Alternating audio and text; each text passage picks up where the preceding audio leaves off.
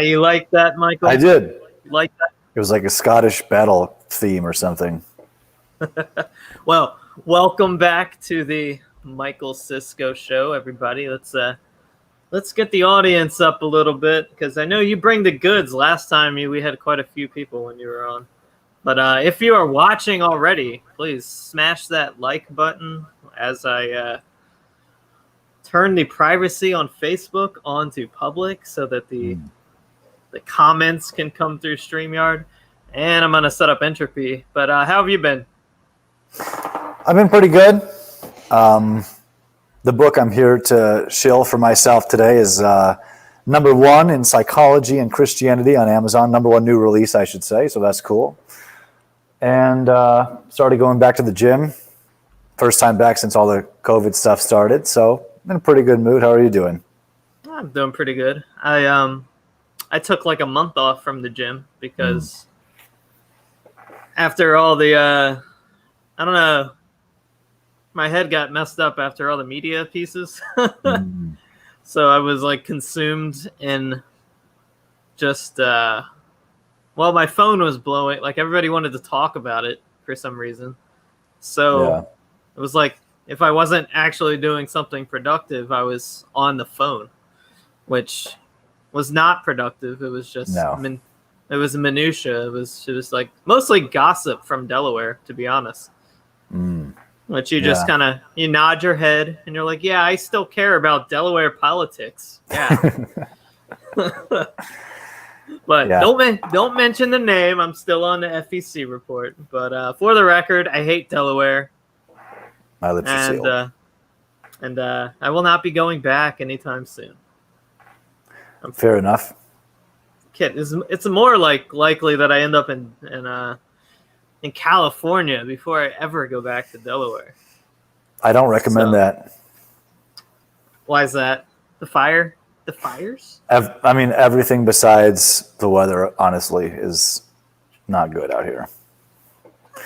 The rent is bad. The taxes are bad. The crime is bad. I live in a good town. I like the town I live in, but yeah, most of it's not good for conservative people. Yeah. Man, we really have a huge crowd tonight, bro. Do we? Yeah, 2 people. Oh. Cool. But there must be something happening. Is there something else going on? Not that I know of. Maybe you'll get some replay views afterwards. Usually we have like a good 20, 30 people. So whatever. It's cool. Huh. But anyways, we are here to talk about Theopoetica. Indeed. When did it launch, sir? I think 2 Fridays ago, if I'm not mistaken. I kind of live in a time warp. Like I don't remember exactly when things happened, but I'm pretty sure it was 2 Fridays ago.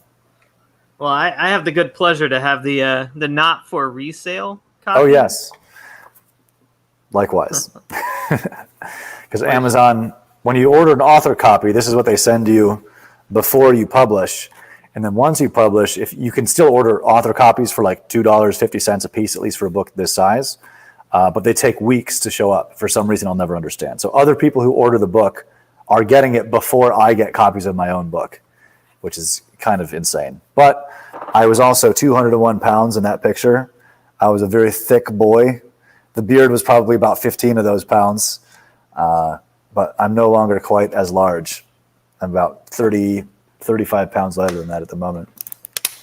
That's okay. It's all right. Less weight for the earth to absorb. That's right. I'm just trying to help with global warming, just trying to lower my carbon footprint and my physical footprint. No, I don't care about that. I just wanted to get my abs back. I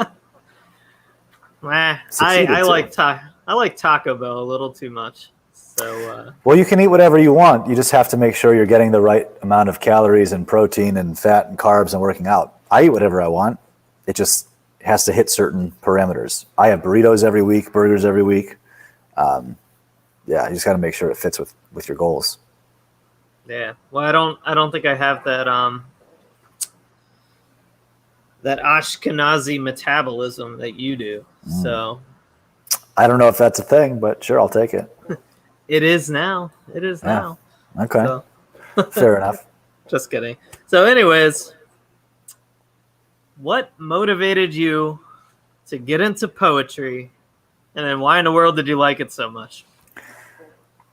This is a topic that for my whole life I thought was very stupid and effeminate and pointless, and never cared about at any point in school, grade school, high school, college. Never cared. I took one like intro to poetry class that I didn't even remember taking until, because again I live in a time warp, until I looked through one of my old notebooks and found like essays I'd written for the class. I had no memory of this whatsoever.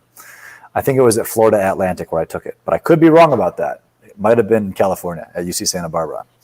But I got into it maybe 8 months ago or 10 months ago because I started reading a lot of fiction, short stories and novels. It's a lot easier to read short stories because you can do like 2 in one sitting. And so I wanted to start writing short stories and fiction. And so I started reading a bunch of books about how to write fiction, which is very difficult. Nonfiction is very easy. I can write it in my sleep. Fiction is a very different story. And I kept seeing in books like this one, Creating Short Fiction by Damon Knight, and also books by John Gardner, they kept saying to learn poetry or study poetry to get better at writing prose or fiction. Or prose is like the words you choose and the order you put them in, but they both kept saying that. And I was like, well, all right, I really want to get good at prose, so I'll have a look. So I ordered a book. Let me see if I have it up here. I do have it up here. This book called The Poet's Handbook by Judson Jerome. And it was really interesting for about 2 weeks, I would say, maybe 3 weeks. And it was so difficult for me to understand that I ended up moving on from it. Now, the first part of this story is why was it suddenly interesting to me? Not just because these guys said to, fiddling with my library here, to read it to get better at fiction, but because I had never seen poetry explained in technical academic terms. You know, the vast majority of poetry today, by which I mean far more than 99%, probably 99.99%, is just garbage. It's like a journal entry. It doesn't rhyme most of the time. The imagery is dumb. There's no meter. There's no form. It's like a short diary entry with line breaks at random points. I thought that's what poetry was. When I have it explained to me as if it's like a machine, like the Poet's Handbook is like a technical manual for poetry, where there's certain forms and certain structures and certain parts that go in certain places. For some reason, that was fascinating to me, and it started to click a little bit. But I gave up because it was too hard. Months later, I started taking a class on Udemy about creative writing. It had 4 modules. Fiction was one of them. Poetry was one of them. And to procrastinate from writing fiction, I took the poetry module first, which was the first time I actually started practicing the different forms. It actually took me 3 tries just to get a sonnet down in iambic pentameter. 3 whole poems I had to write just to figure out what that was. Once it started to click, I went back to the Poet's Handbook and I understood it, at least most of it. And then I bought a ton of other books on poetry. I have the Divine Comedy, Latin poetry in English, both pagan and Christian Latin poetry translated to English. And I started to be able to express different ideas in different ways. And so I got totally sidetracked from the prose. Like I have a bunch of outline novels and half-finished short stories, but this kind of consumed me for like 6 months. And so then I ended up talking about it on my YouTube channel, Brother Augustine, all the time, and writing it. And it's really, really fun and rewarding, especially as a writer of any stripe, any kind, to have to choose your words and even the syllable counts within those words so carefully that they fit a certain structure. It makes you really, really think about every single thing that you're saying and doing in a way that sharpens your mind. So that's the short version of how I got into poetry, and I plan on continuing with it.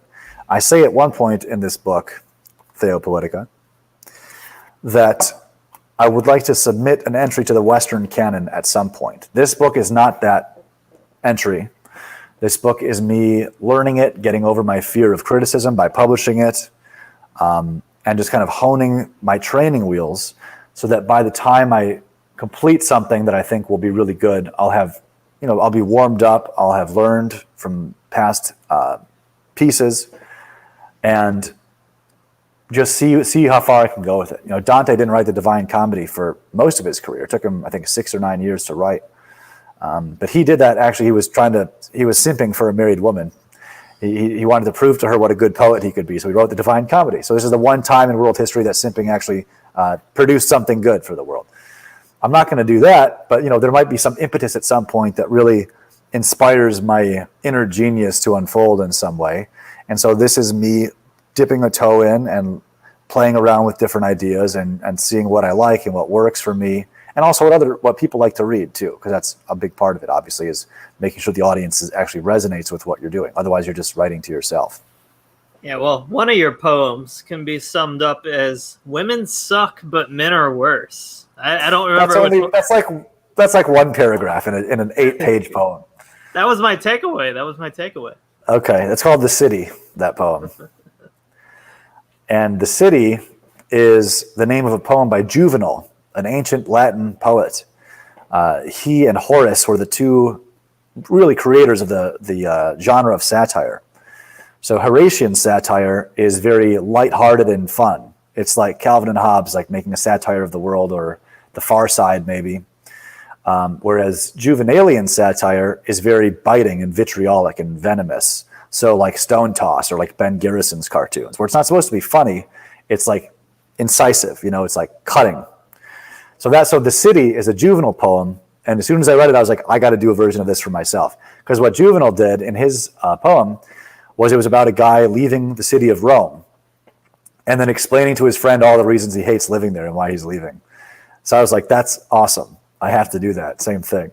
So then I wrote "The City," and I copied the style of rhyming couplets. I think there's 10 syllables in each line, if I'm not completely mistaken. They're not iambic pentameter, but it's 10 syllables per line, I think. Decasyllabic blank verse, I suppose you call it. But no, it's not blank verse because it has rhyming couplets. But yeah, I read that and I thought I got to do that. So he actually has a different poem called "On Women." That's just him complaining about women. But I kept it to a very small part of mine, and it's actually changed shape since the version that you read. I added some stuff, I changed some stuff, but that's like 85% of the poem. Okay. We do have a live question. This probably is going to come up eventually, but what makes something poetry? From Ray the Musician. That's a really good question. So most poetry today is not poetry. It's prose with line breaks, with random line breaks. So like if you took a paragraph of fiction and just pressed the return key at random places, that's what most poems are. Some people would say that is the only difference, is where you put the line break. I would say it's also what you're trying to do and the form and the structure more specifically. Most poems in the world today are free verse, which means they have no structure, no rhyme, no meter. The problem is most poetry, classical poetry, was not free verse. Free verse is a very specific poetic tool. It's an artistic choice you can make within a poem or a play, which is where it really was more common.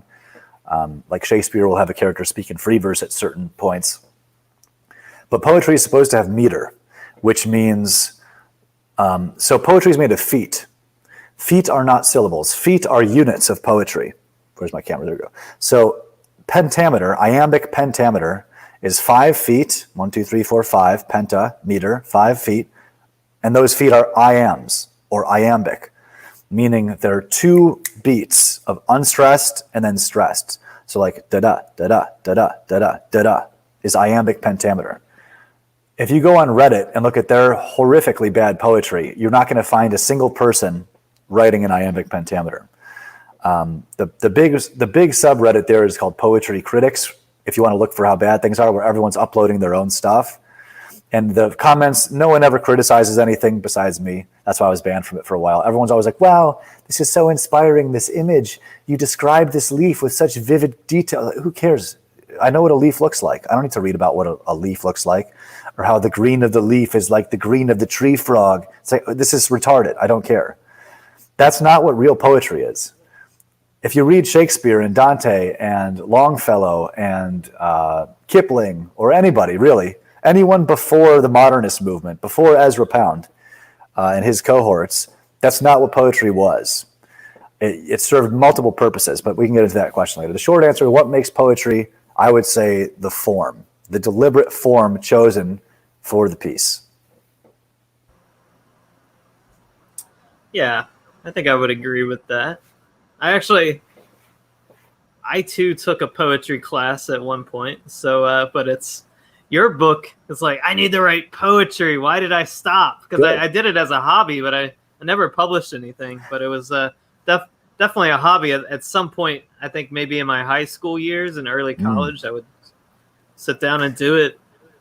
Never thought about publishing, but. Was it like depressed emo high school poetry? Like, Sarah, No. I almost asked Sarah out, but then Sarah's going out with Jake. Want to kill myself, rivers of blood flowing down my wrists in the bathtub. Like, that's like what most poetry is, honestly. No, I actually practice the meter forms. Sarah, what a thought. I would copy that. I actually read Dante. I read Inferno and what's the Paradiso? What's Purgatorio? I read all that, the Divine Comedy. Yeah. So, and I read Shakespeare, and I would copy off the forms and try and do some. I don't remember what the topics were, but they weren't that cringe. But no, Shakespeare was a genius. He's in his own category, really. Brother Augustine gonna be dropping a rap album. Okay, I have to interject here. So when I was in college, I did a lot of drugs. And I lived across the street from some rappers. And even before them, the other neighbor there was a rapper. And there were a couple nights. Why am I saying this out loud? I don't care. There were a couple nights where we just basically did a lot of cocaine and smoked a lot of weed and created a bunch of rap songs on GarageBand, on our Mac laptops. And I have to say, some of it sounded kind of good. I'm not going to be a rapper or do drugs anymore, but some of it's not hard. Rap, so good rap is poetry, like in terms of the playing with sounds. And there's a guy named Cryptic Wisdom whose new stuff I'm not as big of a fan of as his older stuff. He's this, David Gonzalez is his name.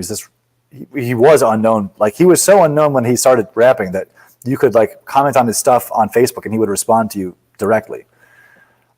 He has very poetic proclivities with his wordplay. He has a video. I don't know if it's still out. I'm sure it's still out. If you look up Cryptic Wisdom Panda Remix, there was a horribly stupid song called Panda that was about like the headlights on a car. And he remixed that beat to his own lyrics. And the way he uses poetic technique in his raps. I don't know if he's doing it consciously or if that's just how sounds come out of his mind. But good rap is poetic. Most of it is not. At least the popular stuff is not.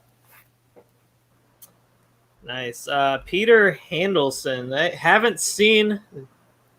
I guess he's talking about you. Yeah, which one of us hasn't been happy? Which one? I think he's talking about you. I feel like I'm usually pretty happy. I usually feel like I'm in a good mood. I don't know, I always get here's black-pilled Michael Witcoff comments, but I'm not black-pilled. I'm not. I'm realistic. I'm not black-pilled. I mean, we stopped by the meadery after church for a couple hours and had a fair bit of mead. So maybe that's affecting my happiness levels today. Who introduced you to mead indirectly? Was it? I assume you're going to say yourself, but I don't remember. I told you to try mead. Was it you? It was like last spring, not this. It was like May of 2019, I think. I went to a wedding and I had mead, and I was like, bro, you got to try this. You're right. You know what? Because I was in Riverside going to Father Josiah's church, and I remember there was a meadery there, or there was a bar there that had mead. That was the first time I had it. You're right. It was you. And that mead was not as good as what they have here. No, I've been going after church with a big group of people most weeks. I'm also happy because my housemate moved out. And I have a new housemate now. It's the guy from church moved in. Now, I lived with this woman that it was not my choice for her to live in my house.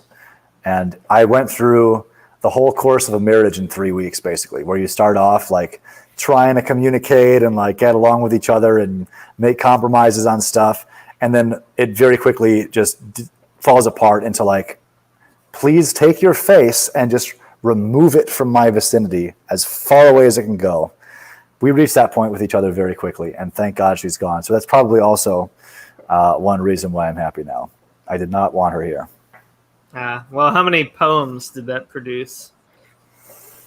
None, actually. But That's a little animalistic.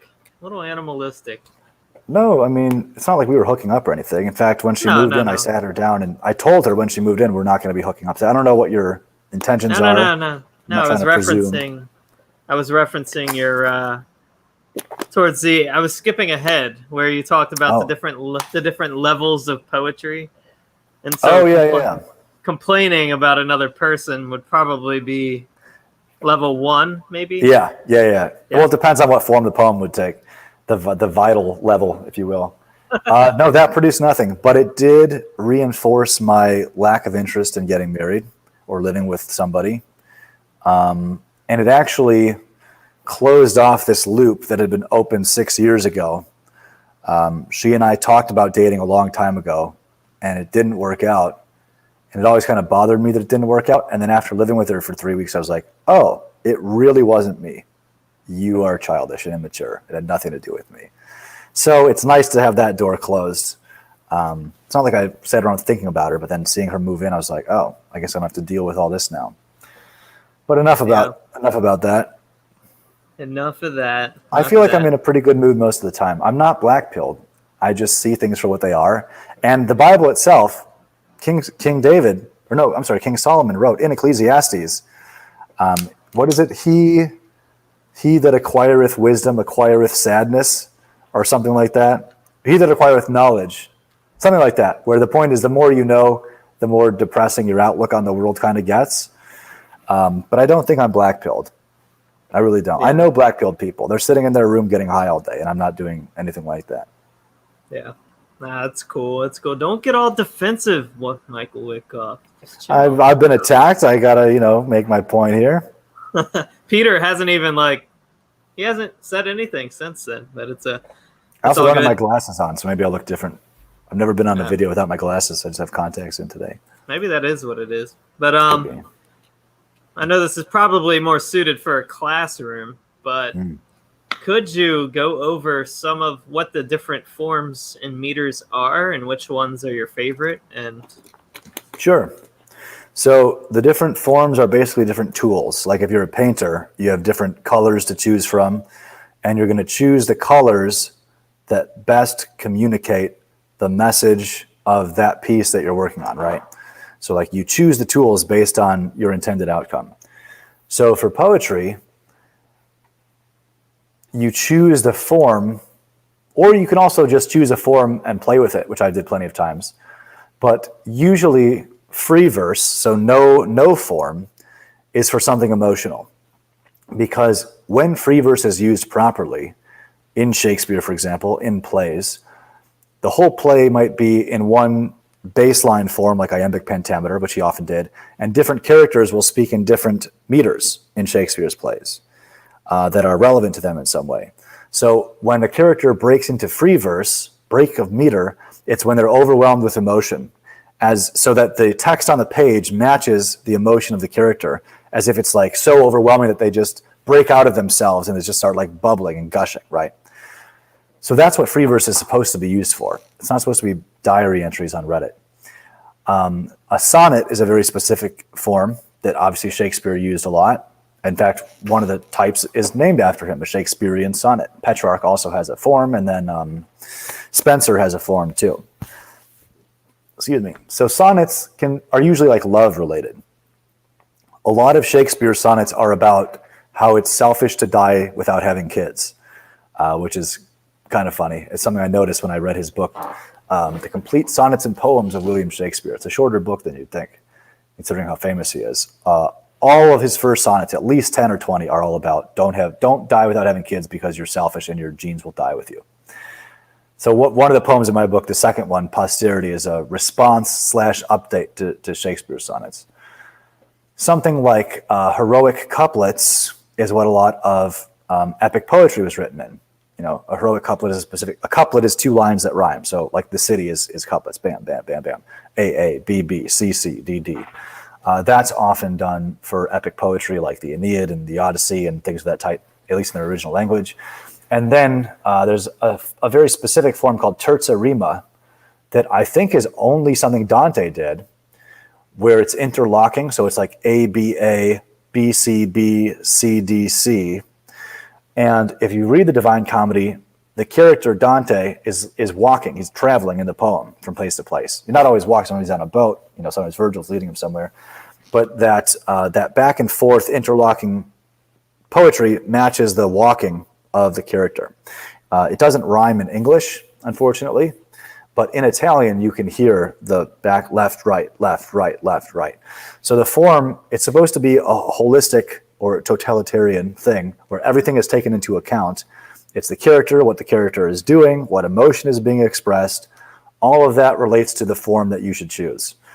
Other times, I'll just pick a form and I'll have a theme in mind and I'll pick a form and write in that form, which is just like an exercise or practice, but that comes up with good stuff too. There's a form called villanelles. Two of them are, two of my poems in the book are villanelles, Morning Star and Freedom's Heavy Yoke, which was on your website, which is a very fun and challenging form where you have to come up with two lines that rhyme and then repeat them in specific other lines throughout the poem. It's like line 2 has to go on line 6 and 9 and 12 and 14, for example. That's not the exact thing, but it's similar to that. So you fill out the skeleton and then you fill in the meat. The most famous villanelle is the Dylan Thomas poem, Do Not Go Gently Into That Good Night, right? Rage, rage against the dying of the light. That's a villanelle. There's a form called a rondeau that I tried once to complete unsuccessfully. I'll have to go back and redo that later. But it's basically a combination of what you're trying to achieve and also having fun and experimenting with different things. Nice. Peter Handelson says, maybe it's really just because you're usually talking about more serious topics. Probably. Like, anyone who knows me in real life knows I'm constantly laughing and screwing around, and I'm always in a big gregarious mood. And Ray, the musician on Entropy, says you guys look like a before and after of one going through their 20s. Stay awesome, guys. Wait, so I guess you're the one going through your 20s because you have the hair, right? I don't know. I'm sitting in a Victorian library, though. Clearly, yes. Which is totally real. So it looks quite real. Yeah, I have a lot of poetry books here. I'm in my own little quote unquote library workshop. I'll show you my copy of the Divine Comedy, which I haven't finished. I'm not even done with the Inferno, for the record, but I've just studied a little bit. I have a lot. Dude, I have the same one. It's so amazing. This Barnes and Noble one. It has illustrations inside because so many paintings and drawings have been made of this poem. Sculptures too. So it's got art that goes along with the sections. I mean, it's incredible. Auguste Rodin, who did the Thinker sculpture, did a very, very elaborate Dante sculpture called The Gates of Hell, which is his physical representation of the gates of hell that Dante and Virgil cross through in one of the first few cantos of the poem. Abandon all hope, ye who enter here. That's what it says at the top. It's very cool. So Dante's simping has produced many forms of beautiful art in many different art forms. I don't think his love, Beatrice or Beatrice, I don't think they ever got together. I don't know, but I don't think she ever got divorced or dated him or anything like that. But they did not. You know what? He gave it his best. You can't deny that. It's true. It's true. So I just want to write "Hope she sees this, bro" on the back of the poem. So aside from adultery that never comes to fruition, yeah. What role do you think that poetry really should play in affecting our culture? So it's one of the oldest forms of art. It might actually be the oldest form of art aside from cave paintings. Harold Bloom, despite his non-Christian leanings, has some excellent books on how to read, why to read, about defending the Western canon. Poetry was around before writing was around because the epic tales of ancient Greece and Rome were passed down orally. So part of it is a transmission of cultural heritage, right? Where do we come from? Where are our people from? Who are our heroes? What lessons can we learn from them? Another big part of it was that it's a tremendous aid to the memory. Obviously, to memorize books like the Odyssey, I mean, most people now can't memorize, one psalm, or it certainly takes a while to do it. Even for me, it takes a while to memorize one psalm, especially, some of them are really long too. People memorized epic poems. In fact, King Alfred of Wessex who some people are probably familiar with from that show, The Last Kingdom, not realizing he's actually a saint and a real person. He drove the Vikings out of Wessex, and then his grandson, Ethelstan, united Christian England, the first person to unite Christian England, at least after the Romans left. King Alfred studied poetry a lot as a child. And his mother, he had like 4 older brothers. So he was never supposed to be king. Like all of his older brothers died of disease or in battle. But when he was a kid, his mother told the 5 children, the sons, whichever one of you memorizes this book of poems can have the book. And so he memorized the whole book of poems to win that prize from his mom. And his love of poetry and literature in general caused him, after he had redesigned all the roads in Wessex, all the barrack structures, he completely redesigned the British military to get rid of the Vikings. After he had successfully done that and secured Wessex, from what I'm told, some of his roads are actually still in England. After he had secured Wessex from the pagans, he built libraries and invited monks and scholars from all over the world that he could reach to come translate the Bible and holy writings from Latin into Anglo-Saxon, because what little Christianity was in England at the time was not very pious, besides like Saint Cuthbert and like their holy men. And it was so important to him for people to be able to read the holy writings that he spent a lot of time and treasure bringing people to England.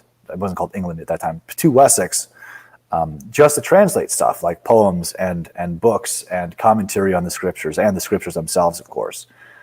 So it's a way of transmitting useful lessons. Not a lot. There are some of the books of the Bible are poetry as well. Some of the Psalms are poems. You could argue that all the Psalms are poems, but and one of them is an acrostic, which each line starts with a different letter of the Hebrew alphabet. Obviously, you lose that in English. I forgot which Psalm that was. But that's like, King David being like, hey, what can I do with words? This is cool,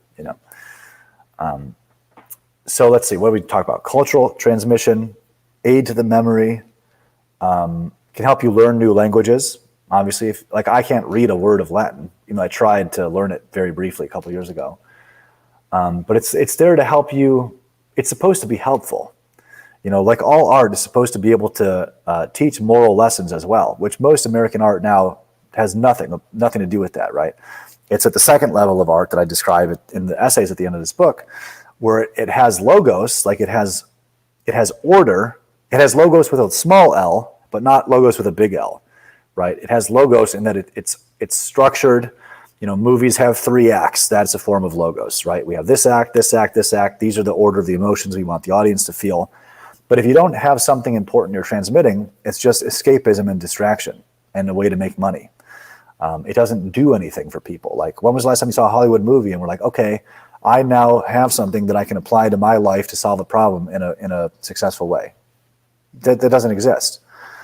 So poetry should be a method of communicating morality, which all art should be doing, ideally. Whether it's explicitly didactic, like some of Longfellow's poems, A Psalm for Life. My stuff's mostly didactic, like very clear in the lesson that it's teaching. Or just having the characters learning different lessons or failing to learn lessons and having bad consequences in the background without really being on the nose about it, so that people will still get the right lesson. Like, for example, I have a video on my channel called Why Scarface is My Favorite Christian Movie. I'm 100% convinced Scarface is a Christian movie, because if you actually know what to look for, it's very obvious to me that the director, Oliver Stone, was attempting to communicate the consequences of sin. And the only character in the movie that really warns him and tries to stop him is his mother. And in the scene where his mom is yelling at him to stop being a bum, there's a Catholic icon on the wall, on camera, in the frame. And then at the very end of the movie, spoiler alert for those of you who haven't seen Scarface, when the gangsters come and they kill Al Pacino and he falls into that big fountain in his mansion, and the camera pans up, and it's that final scene as that sunglass guy walks down the stairs. What does it say? Do you know the words that are on the screen in that final scene? Do you remember what it says? No. It says, "The world is yours," as he's laying there dead. And I think that's a very Christian message. Like, Pacino wanted the world. He said, I'm coming, what do you want? He says, the world and everything in it. You got it, and you're assassinated for living that life. So I think that's a fairly Christian message. That's what art should be doing, not just wasting people's time which is what most people seek out anyway. Because most people aren't seeking lessons. They want to be distracted, right? They just want to have their emotions stirred up and pass some time. So it's both about the artists and about the audience. Like if the audience is just kind of dumbed down and they don't want to learn, then yeah, they're going to consume garbage entertainment. But it's up to us to try to move things back in the other direction. And that's part of why I wrote this, was to inspire other people to create logos-inspired art, whether that's poetry or novels or painting. I can't even draw a stick figure. I'm never going to be a painter. Words are my art, but if we start taking this back a little bit, we're not going to infiltrate Hollywood. That's not how this works. We have to create our own parallel kind of cultural complex, if you will, of various forms, of various types of art. All of our book covers are going to say, not for resale. Hopefully not. I named this character Poeticus. I don't know who this character is that the cover creator made, but he's Poeticus now, and not for resale is kind of covering his eyes a little bit. But once the people that have ordered the book now have it before I do, which is kind of insane. Let's see if we get another comment here. A video on YouTube that made Mad Max Fury Road the best Christian movie ever from Logos Made Fresh. I don't know. I don't watch too many movies, to be honest. So yeah, most of them aren't worth watching. You know what? I watched a show yesterday. I watched the whole season in 2 days that I thought was fascinating. Have you seen a show called Raised by Wolves? I have not. It's a Ridley Scott show, the guy who made Alien. And it takes place after the Earth is destroyed in a war between transhumanist atheists and a techno-futurist cult of Mithra. So it's like the religious people versus the atheists. And the main character is an android whose original programming was literally to T-pose at atheists and make them explode. It's incredible. And she spends the show T-posing at people. That actually sounds interesting because, transhumanism is a literal religion. So it is. Yeah. It's a fascinating show. Really cool aesthetic to the show, too. Huh. And there's no subversive stuff. There's no cursing. There's no nudity. And it's on HBO Max, which is interesting. But the first episode is free on YouTube.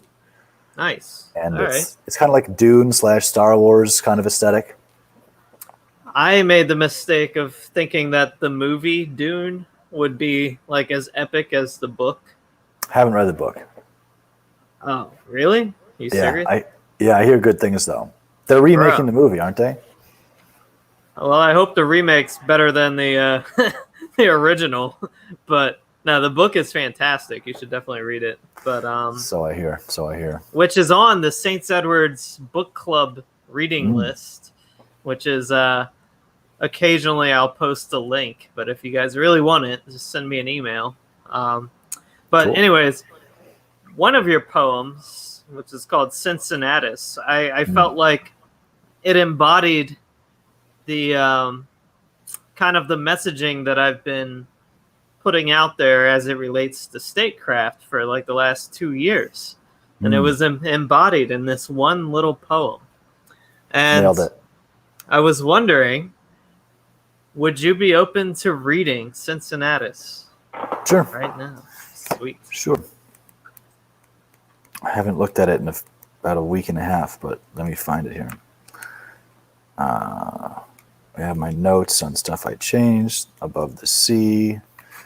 Where is Cincinnatus? Page 40. Oh, thank you. Other people have my book first. They know where the poems are first. Okay. Cincinnatus. Those who want to lead are rarely suited to the task. They just aren't constituted to withstand the tempest of temptation. Men like them will ruin any nation. The gold before their eyes is just too shiny. Their power to resist is just too tiny.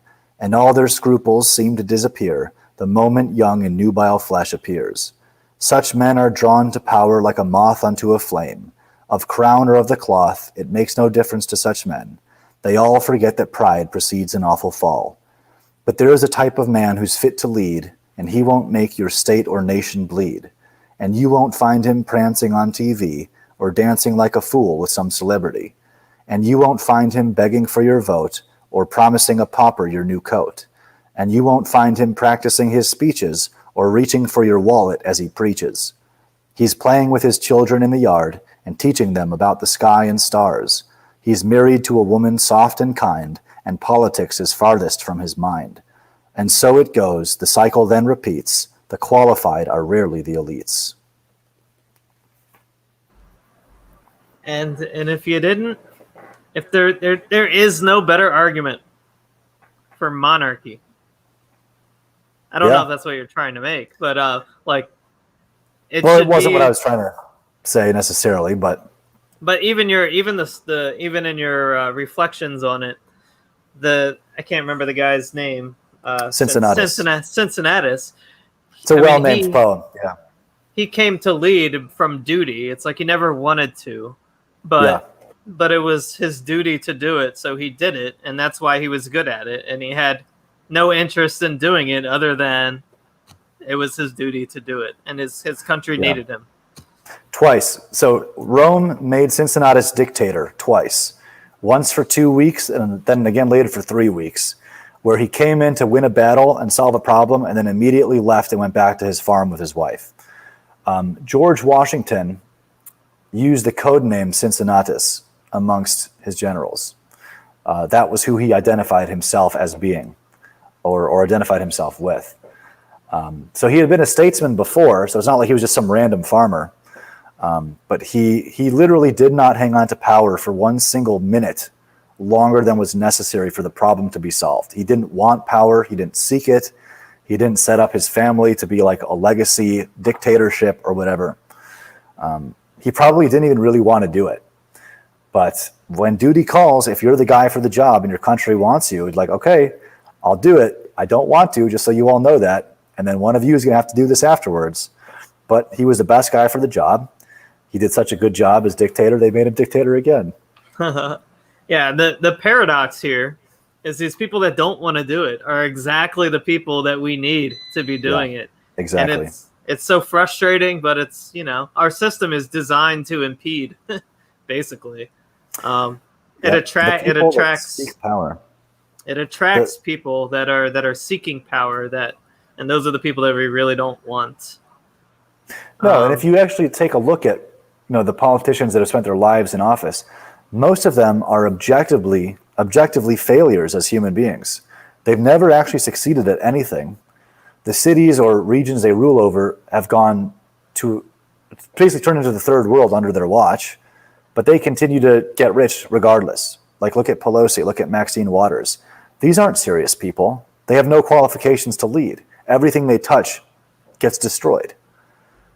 But they really want that power. They really want that money. That's the kind of people drawn to politics, unfortunately. At least most of them, not all of them.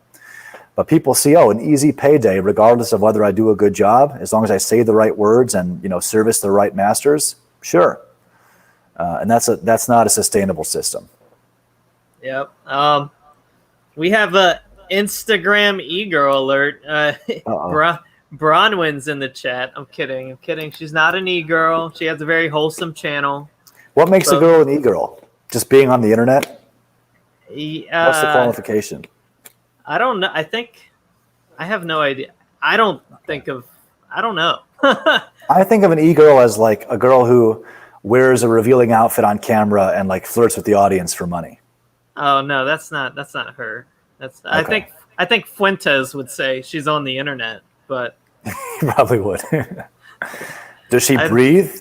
She's an e-girl. She's an e-girl. If she breathes.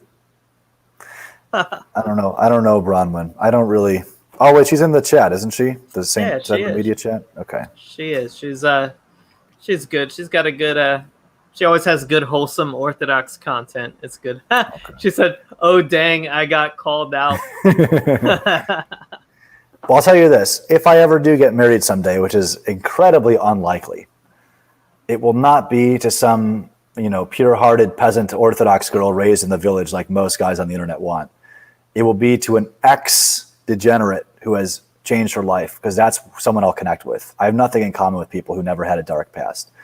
So I'm not going to judge the past as long as it's in the actual past. If it's like, I was an e-girl until 2 weeks ago. Now I've changed. Like, no, 2 weeks is not enough time.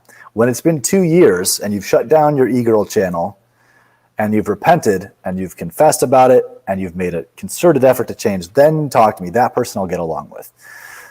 Better than just like the super nice, sweet girls at church. Like, there are some that, we talk, I think about asking them out, and I'm like, you know what? I'm not nice enough for this girl. Like, I will ruin her, and I need to leave her for a nicer man. And you know what? Every time I do this so far, within a couple weeks of me making that decision, they meet a guy much nicer than me, and they're super happy. So I am doing them a favor.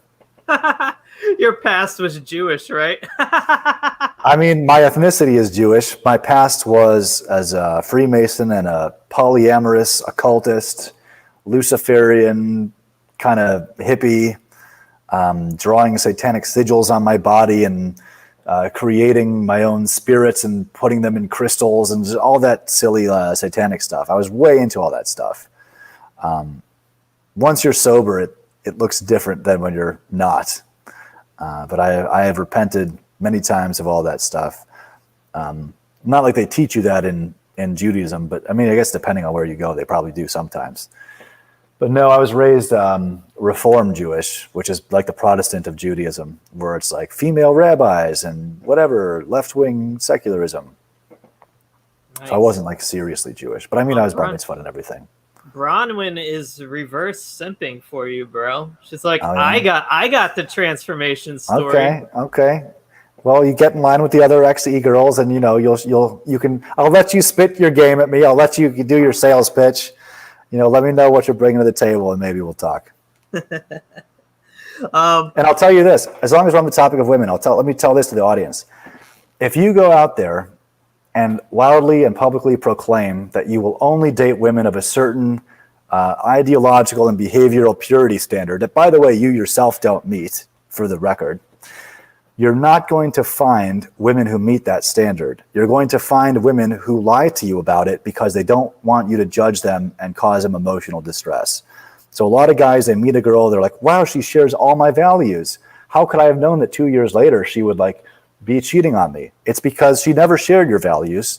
She said that because she liked you and she wanted to become what you were looking for. But she was afraid of sharing who she really was with you because she knew that you would have rejected her. Whereas if you accept that people are human beings and that, guys who are addicted to pornography probably have no business demanding perfect women who have never even looked at their own genitals before because that's just too scandalous, much less shown them to anyone else ever. I mean, you're being ridiculous. You got to be realistic, guys. People are sinners, all of us, men and women alike. So it's dumb. I see this standard being upheld by men so often. It's so dumb. It's so dumb. I get why you're going for that, really, but you're just going to find women who are dishonest with you. Ah, bro. Jared Holt back in the chats. Squanto Jones. Sorry. What's up, Jared? Poetry is anti-Semitic. Well, if it's good. I'm just kidding. I actually texted Rosh a sonnet, an anti-Semitic sonnet, but I didn't include that in the book. He thought it was funny. Hey, man, the real anti-Semite, I said this earlier in the chat, the real anti-Semites are the ones who don't want Jews to convert to Christ. That's and they true. They want them to burn in hell, really, is what they want. That's 100% right. And so we 100% right. We are not anti-Semites because we pray for the salvation of the godless Jews. Correct. They shouldn't be viewed as any different from any other pagan group. They need to be saved, and if you tell them they don't need Christ to be saved, you're actually condemning them and harming them spiritually. And so who's the real anti-Semite? Is it the people covering for Jewish criminality, or is it the people saying, hey, if you guys stop doing this, then you won't be getting bad consequences from others? If you're trying to help them, you want them to stop doing things they may not be aware of that harm others and make other people angry, or you try to bring them in church and convert them. If you want them to keep being harmed, you tell them they've never done anything wrong in the history of planet Earth and they should just keep on doing what they're doing because they're saved somehow without Christ. If you ask Protestants, it's all very confusing. It's all very confusing stuff. Okay, see? She knows exactly what I'm talking about. Read that out loud, please. Oh, the DMs I've gotten from ex-players looking for a perfect virgin woman who never slept with any of her boyfriends, yet they have been around town thrice. Whoa. Exactly. Ah. Exactly. Because, and this is for the guys too. Like, yeah, they're like, well, I'm not doing this anymore, so I need a woman who has never even done any of the things that I did. It's like, that's not how that works. You know what? The couples that I know that are where the woman was a virgin when they got married, usually the guy was a virgin too. You know, every once in a while you'll see this story of like the male porn star who becomes a born-again Christian and marries like a wholesome woman. But usually it's like another person who shares his past. Because, I mean, look, if you lived a past like mine, you're going to have a darkness in you that never goes fully away. Let's just be honest. You can stop yourself from acting on certain things, but it's not like you're going to completely become like perfectly pure in every way, shape, and form. Even the saints weren't perfect in every way, shape, and form, which they would be the first ones to tell you. So, like, you're not going to connect. Like, there are girls at church that are very good looking, 10 years younger than me, that are making themselves receptive to my influence, let's say, that if I asked out, I'm sure they would go for it. But I don't feel anything because my darkness has nothing to connect with. It's like she's like too normal for me. You know, it's important to know yourself is all I'm saying. It's important to know yourself. People are asking about Rosh. Is he becoming Eastern Orthodox? Are you allowed to even say? Is that? Well, I talked with him. He called me 2 weeks ago, and we talked for about half an hour about this. I don't know what he has said in his own videos or tweets or articles, and I don't want to betray his confidence regarding what we spoke about. I will say that it's something he is thinking about because he spends a lot of time with Eastern Orthodox priests and monks. He spends a lot of time at monasteries, and he spent several hours at Jordanville having his various objections to Eastern Orthodoxy explained. So I can't give you a yes or no because I don't know, actually. I was going to ask him later today. It's something that's on his mind, and he could use all of our prayers, and that's all I feel comfortable saying. Amen. Well, hey, nothing wrong with that. Yeah, but I'm not going to like share the contents of our private conversation with other people. Of course not. Rosh won't tell you this, but he's actually my brother-in-law. That's right. Rosh and I, Jared, are family. Yeah, you guys look alike. I believe it. I have no idea. I thought of something. So obviously, these people that write hit pieces about you and me and whoever, they never reach out, right? They never like email you and ask for clarification of your beliefs or anything. They just write the hit piece that their paymaster tells them to. One person did, believe it or not. Oh, did he? The only person that ever did that was Jared Holt, actually. He reached out to you? Yeah. He didn't reach out to me. Well, because he was trying to interview me, and then I just... Oh, I'd have so much fun. I'd have so much fun. I'm sure. No, I'm going to respond. If these people ever have the cojones to actually reach out and speak to me, I'm going to demand a picture of their physique with their body fat percentage, and I'm going to tell them, if your body fat is over 20% and you're a man, or 24% and you're a woman, then I'm not going to speak to you, because I can't take, like, why would I be criticized on my beliefs and lifestyle by people who are obese? I'm not going to do that.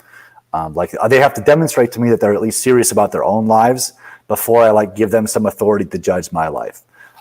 So post physique or silence is probably the response they're going to get from me.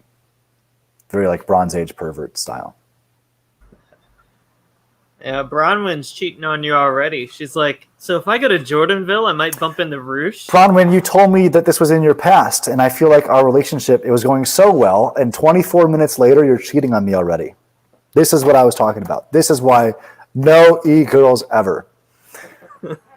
Yes, you might bump into Rosh. I was told today he's actually a construction worker now, so he'll be all big and burly and manly for you, now that our thing is over, Bronwyn. Now that you're a free agent again. But no, he's good on his celibacy too, from what I understand. So, yeah, that God dude, bless. That dude is insanely tall. He is way taller than I thought. That's very true. Like, I'm 6 feet tall, and he was like a solid 3 inches taller than me when I met him. Yeah, I don't think I can say where I met him because I'm not sure that he wants that out there. But fair enough. I met him at my parish on his speaking tour, so I can say that.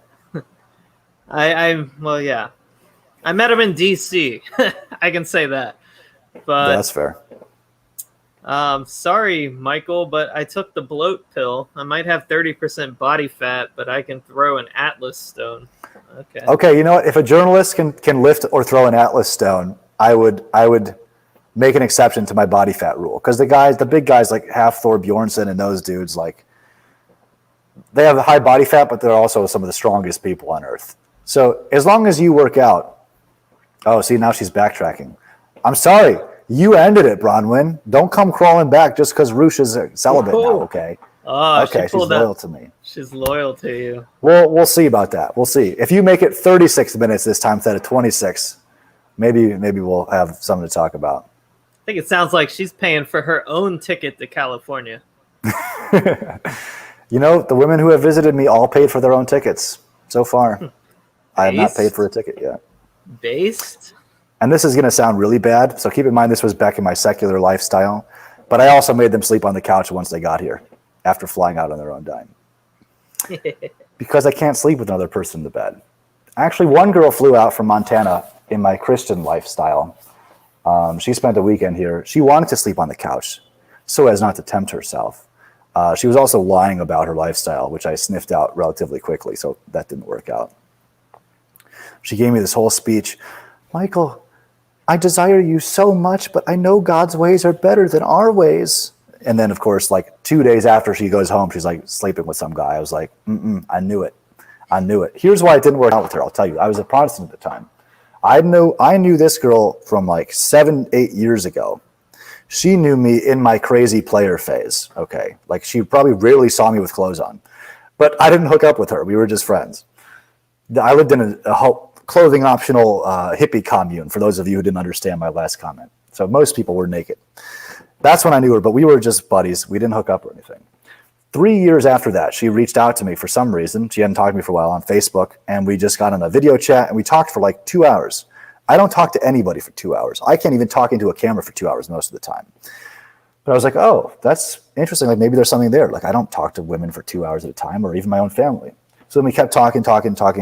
I told her about my whole conversion, and then all of a sudden, as soon as the word Jesus left my mouth, of course, she was a perfect little Christian too, which she had not mentioned before. This is what I'm talking about, what I said earlier, where you have to be careful, because women will always try to like adapt to and please the man that they like. They're trying to like be what he wants. And sometimes that can work against you if they're going to pretend to live a lifestyle that they don't live, if you're looking for someone who's living a relatively chaste life. So she came out. I was a Protestant at the time. We went to a local church on Easter, and we were looking through the bookstore, just waiting for the service to start. And she saw a book on the wall called How to Be a Christian Wife. And I saw her like lock onto the book with her eyes. So I was like, okay, time to observe. You know, what's this going to be like? So she takes the book off the shelf and opens it up and goes, oh, F that, and puts it back on the shelf. And in that moment, I was like, I've been sniffing out that like something didn't seem quite right. She kind of had a bit of a feministy attitude, like she would try to dominate conversations and stuff, which I was like very not attracted to. Obviously, it's like 2 positive battery terminals. So in that moment, I was like, this isn't going to work out. And so the weekend passed. I didn't even kiss this girl, you know. And then she went home, and I found out she slept with someone immediately. And I was like, I reached out to her. I was like, so what happened to all these like morals that you had? What about God's ways being better than our ways? And she's like, oh, I think God is so much bigger than the box we sometimes try to put him in. And I was like, yeah, okay. Okay, girl. And bigger than your yoga pants, that's for sure. You know what? Unfortunately, it ruined the friendship, because, you know, we'd been friends in Hawaii, which is where my naked colony was. We'd been talking at one point back in the day about starting up a hookah bar together. But since this whole thing, I mean, we haven't talked at all.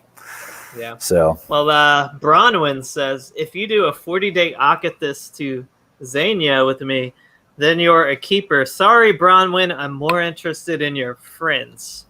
Just kidding. But Bronwyn, I don't think she's talking to you, bro. She ain't talking to you. I'm just saying, though. She's got. You're the matchmaker here. Her friends are on point, and she is a matchmaker, man. I'm telling you. Oh, you're the matchmaker. Nah, she's Hey, Bronwyn, I'll talk to you if you want to get on a call at some point. We can see if there's something there. I have no idea what you look like. Hopefully it's. I don't want to sound rude. Hopefully we like the way each other looks. You see how I look. Oh, Mike thinks you're hot. Look at this. He's giving you the okay for the aesthetics. Yeah, look at this. There's all this matchmaking going on. I didn't know that was going to happen on the stream. Oh. What's your bench press? What's your bench max, bro? So I only weigh 165 pounds. I am currently bench pressing 90-pound dumbbells in each hand. I can go more than this, but I go slowly. I progress slowly with my workouts. I can probably do 190 on like a full bar. Maybe 195. I mean, I could definitely do, yes, I would guess 190, 195. That's my guess. She's got a point. I'm a dumbbell here. Right now. What's she saying? Sniff out a feminist by having the girl read Marriage and Family Life by St. John Chrysostom. It's true. If you can even get them to read it, I mean. Yeah. Well, Orthodox women hopefully will. I like the part of that book where he says, "Don't marry a woman richer than you, because they already try to hold stuff over your head, and if she has more money, it's just like another arrow in her quiver." I thought that was pretty funny. Oh well, here you go. So what do you think Kurt Doolittle's max bench is? 20. 20 pounds? It's just the bar. It's just the empty bar. Yeah, the Olympic bar. 45 pounds. Dude, the video I made about him after your video with him got like a lot of views and comments. I'm glad we were able to expose him. Yeah, I've been trying to tell people about him, but yeah. Ray the musician wants us to get back to poetry. He's a super. How often do you rewrite your poems to make it perfect? P.S. Make an audiobook of your poems. You got a good voice, man. Seriously. Thank you. I did make an audiobook. It's been in review for 2.5 weeks on Amazon. I submitted it. I submitted all the tracks. Then it said, "Oh, they're too soft." So I had to redo them. Now they're like, "Oh, it's too loud." It was like Goldilocks in the porridge. I was like, "Just tell me what kind of porridge I need to make," because my program you can't set the volume. You just have to do it by trial and error until you find the right thing. But then it accepted all the tracks. I submitted it to ACX, which is the platform that does Audible books, and they said, "Okay, it's pending review. We'll get back to you probably in 30 business days." It's like, you're just going to run this through a machine anyway, unless someone's going to sit there and listen to it. And they might not like what they hear, so they might find some reason to delay it. But I don't like recording audiobooks, but I figured for poetry, people are going to want to hear the way it sounds in my head because I wrote him. So hopefully that'll be out soon. It's available in paperback and Kindle for the moment. Whenever that's done, it'll be on Audible too. How often do I rewrite them? Some of them were done on the first pass. Some of them, like The City, took a long time of working with. Contra Mundum took a long time. Because I'll do something 80% done, then take a break for 3 months, then come back and fix it. I would say they usually take about 30 to 40 minutes of work total. Once I know the theme and I know the structure. There's a lot of, I kind of do it as I go. I kind of revise as I go most of the time. I don't really do a full first draft and then go back and see if it fits the meter. Like, I'll sit there with Rhyme Zone open and I'll find the things that fit as I write most of the time. Or like 6 lines will come to me of a 10-line thing. I'll write the 6 and then I'll go to Rhyme Zone and play around with the sounds. But I rewrite most of them, I would say. At least Couples once. that pray together stay together. Suggest that to future ortho girls and see how they react. Well, of course they're all going to say yes. The tricky thing with marriage is you never really know who you're marrying until afterwards. You really don't.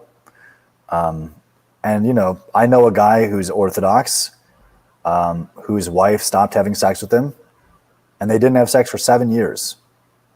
What's he supposed to do? And this guy's not going to cheat on her. And unfortunately, he eventually got divorced and remarried because he couldn't take it anymore. But, they had like 4 kids, and he just worked super hard. And I understand the sex drive goes away after kids for a lot of women. Don't they have some herbs for that?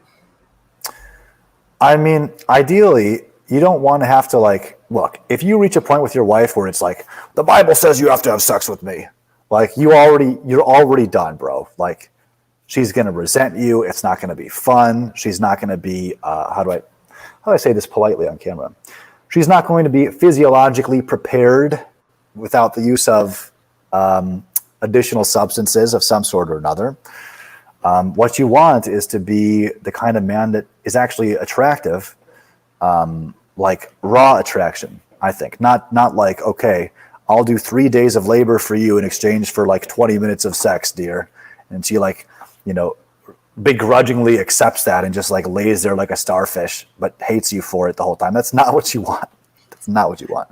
We have really ventured off into strange topics today. But you know what? It's important. It's important advice because look, the Bible gives the best dating advice a man could possibly want if he lives in the 1st century. Unfortunately, we don't live in that world anymore, and just being nice and going to church and staying out of jail and having a job is not enough for a woman to be attracted to you or marry you or stay loyal to you. You also have to develop some level of charisma, some level of charm, and you have to understand how to be, this word has some negative connotations, but you have to be the dominant one in the relationship. Not like in an abusive way, obviously. Not like, I'm going to beat you if you don't cook me dinner. Like, that's not what you want. You want to be the one that she wants to cook the dinner for because she admires you. You have to be the one, ideally you admire each other in some way, right? The problem is a lot of men, the women don't admire them because even if they work really hard and they make a lot of money, that's not what it's about. It's about psychological strength. That's what it is. Psychological strength. Because most women are psychologically stronger than most men by a wide margin. And they're not going to respect a man that they can just easily wrap around their little finger and manipulate. This is how women survive, is through psychological dominance, because men have the physical dominance, right? Women are smaller and weaker, most of them, unless you're like Ronda Rousey. And so they develop a psychological strength that allows them to survive and thrive in the world. Because if they don't have that, then men could just bulldoze them. And most women are stronger than most men in that way, psychologically, just like most men are stronger than most women, even though nowadays that's changing because most guys are weak-bodied soy boys who, have Kurt Doolittle's 20-pound bench press max. But you do have to be, the technical word is frame. You have to have frame. But what that means is you have to accept that you're the man. And this is what most men don't want. They don't actually want to step into their masculinity. They're afraid of it. Like they're afraid of their own genitals, like to put it in a kind of unwholesome way. I feel like they look at it, they're like, no, that's evil, that's toxic, that's the patriarchy. It's like, no, that's for you to lead with, bro. Like that's yours, own that.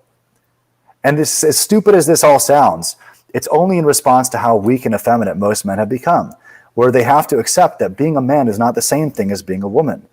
And you have a different role in the world that you have to accept stepping into.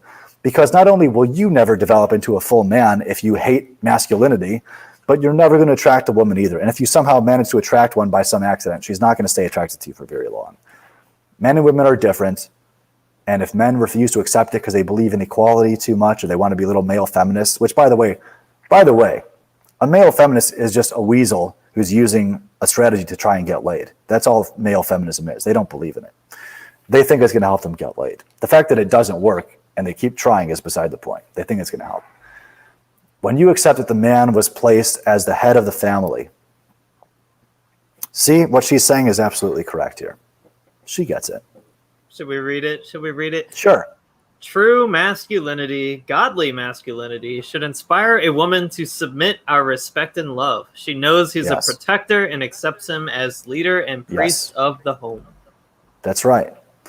So it's like a gentle dominance where they want to submit. It's not like forcing them to submit like you're Jeff Epstein or Keith Raniere or something like that.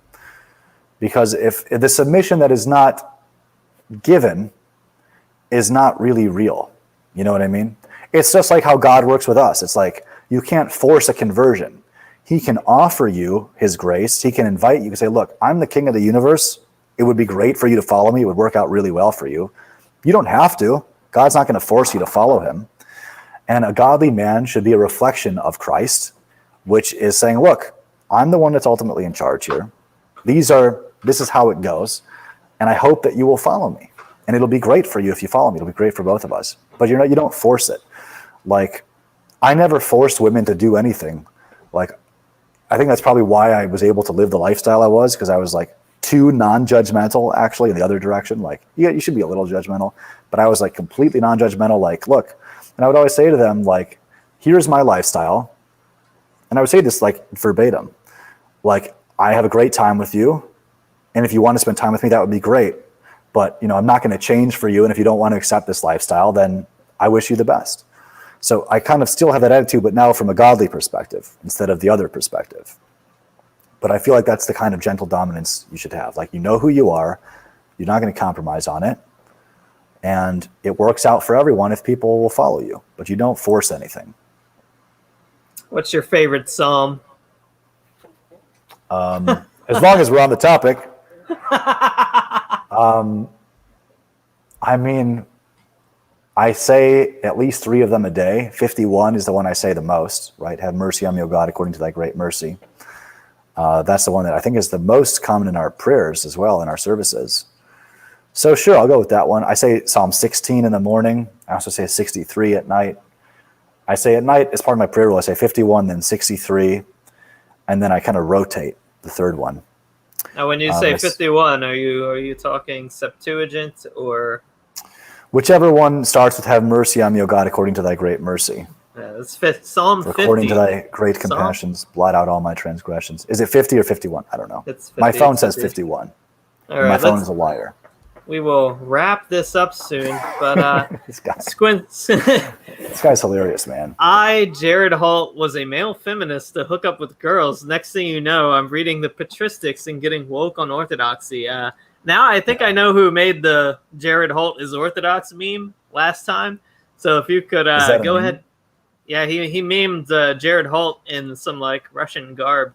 So nice. If we could get a follow-up, some more, maybe a meme of Jared Holt actually reading a patristics book, that would be nice. That'd be great. Too.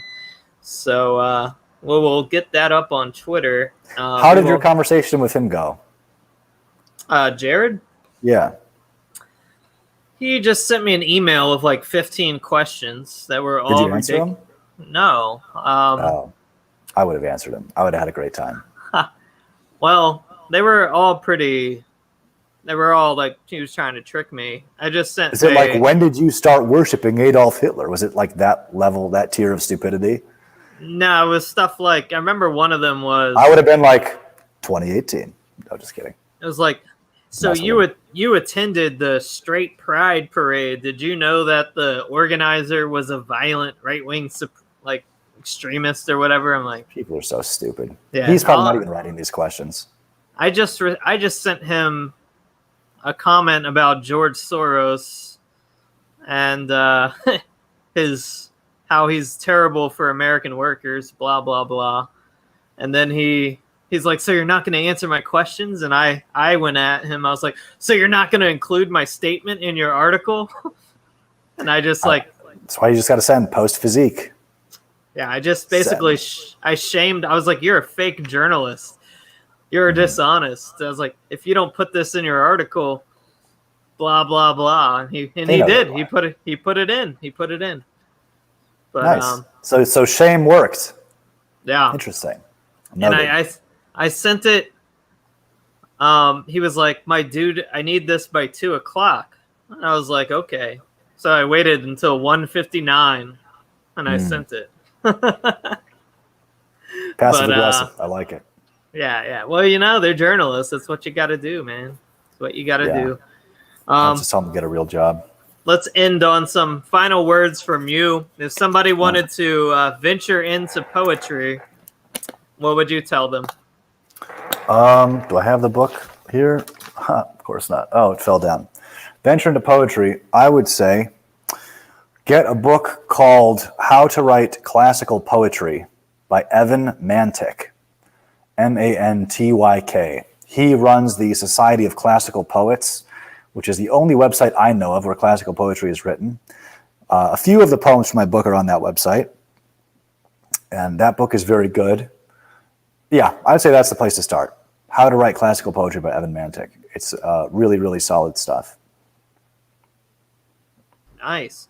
And you said that's that would be a good refresher too, huh? Yeah, that goes through all the major forms. It's not as in-depth or difficult as the Judson Jerome book. Like, if the Mantic book is like the 101 level, the Poet's Handbook by Judson Jerome is like the 201 level.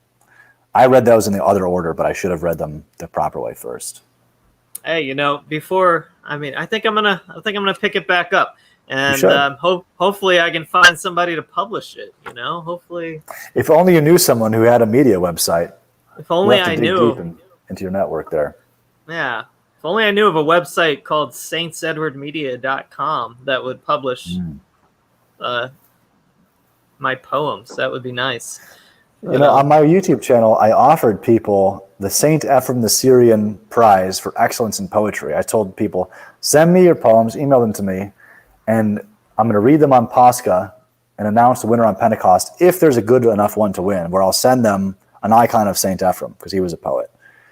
I got a few entries, but so far, people aren't really taking my advice to learn how to write first. They're just like, oh, here's something fun that I wrote. It's like, that's not what I asked for. But, yeah. Well, I'm thinking about doing a live stream on New Year's night, New Year's Eve I'm thinking about just doing the Psalter, like a Psalter reading that night. Okay. And getting the Psalms? Yeah, like getting people to sign up to do. Oh, like a vigil. Okay. Yeah. And I might make the background the church. Cool. Do they have an Orthodox church background? I can find one, I'm sure. Yeah, probably. But I'm just trying to gauge interest if anybody would be interested in doing that and coming on the stream. And you're not going to watch Anderson Cooper and Bill Maher with their totally hot takes on the new year, bro? No. Yeah, but I mean, I think it would be cool, like if we could just got people on to. Yeah, that would be cool. Take turns and be a good night. But anyways, if you guys are interested, message me. We'll see if we can get that rolling. But anyhow, where can people find your book? People can find the Kindle and paperback version of Theopoetica, Poems and Essays on Amazon.com. Today, it's the #1 new release in psychology and Christianity. Hopefully, it'll be available on Audible soon, because if they take 30 days just to tell me to redo it, I might not redo it. It's like a 6 or 7 hour project to do the whole audiobook. It's annoying. I don't like recording them. I don't like editing them. I don't like uploading them. I did it as a labor of love, but if they screw with me and tell me to redo it, I don't know what I'm going to end up doing. Maybe I'll hire a narrator or something. But no, that won't be as good. But if you search for Theopoetica, it'll probably autocorrect to Theopoetics. So make sure you include my name, Michael Witcoff, in the search bar, and then you'll find it. Or if you look at On the Masons and Their Lies and click Michael Witkoff, it'll show you like my whole list of books. All 2 of them. Jared Holt. Big list. He will buy your book, sign it, and send it back to you for $20. You want me to give you $20? After with Jared Holt's signature? If it was the real Jared Holt, I would honestly do it just because it would be funny. But Squanto Jones, I don't know. I have his phone number and his email, so, You have his phone number? Dude, I would not be able to have the restraint to not mess with him. I really wouldn't. Well, he sent it because he was trying to get me to call him. Oh. I wonder if it's his work phone or like his cell phone. Probably his work phone. Yeah. Because I have his cell phone number, too, from other means, so no comment. No further comment. I wasn't going to ask. That sounds private conversation. But because I was trying to interview him at one point, but I never ended up following up on it. Oh yeah, so, get him on this show, dude. Let's do a 3-person conversation with Jared Holt. It'd be hilarious. I'm so down. I'll ask. Dude, I'm so down. Dude, that would be awesome. Actually, I'll ask him. I'll send him an email, see if he's down. Be like, hey, would you be open to? Dude. It'd be the first time that he came onto a right-wing channel to like actually defend his horrible opinions, right? Probably. I think so. Okay. Dude, I really hope this happens. I'm going to pray that this happens. I doubt. Highly doubtful. Highly doubtful. Well, the Orthodoxy and Dialogue guy that wrote that hit piece on me, I don't want him in like a video or anything anyway. But Jared Holt would be funny. That was the first hit piece ever written on me was Gia Homo San Filippo. Yep, you and I are both in that club. Well, you know what? Everybody watching now, why don't you tweet at Jared Holt and tell him to I'm banned go from on Twitter again, so I can't do it. Tell him to go on the Michael Sisco show with Michael Witcoff and Michael Sisco, and let's see what happens. Yeah. So, everybody that's watching that just has share Twitter, his phone number. Everybody text it. No, just kidding. No, we're not. I'm not down with that. No harassment. Nothing illegal. Yeah. I've thought about it, but I thought better of it. So smart. That is the Christian path. Like, I have this hilarious idea. Nope. Die to my desires. Don't do it. That is called theosis.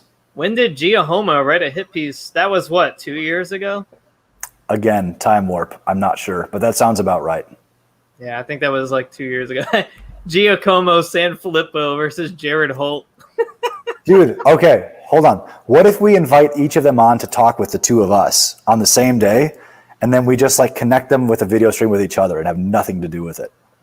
How awkward and funny would that be? Just let them shill their own points at each other, complain about us together. That'd be pretty funny. That would be pretty funny, actually. They'd be like, who are you? Who are you? You know what's weird? What's that? I feel like every hit piece about either one of us, we're always tied to it somehow. Yeah. Yeah, because well, you weren't a part of my Orthodoxy and Dialogue article, but all the other ones, it's from our podcast about the Poway shooter. They're always about that. Yeah. What did Gia Homo write about me? I think it was during the Kavanaugh hearing stuff, and I was defending Kavanaugh, and so I was a big bad misogynist that hates trainees. So, yeah, which is true. I mean, I'm not a big fan of trainees. I don't hate them. I just think that they should be in a mental institution getting treatment. So I know one who's like completely normal, and you wouldn't know all this unless she told you, which is very weird. She's actually very nice, but she is a transgender and a lesbian, which I don't get how that works.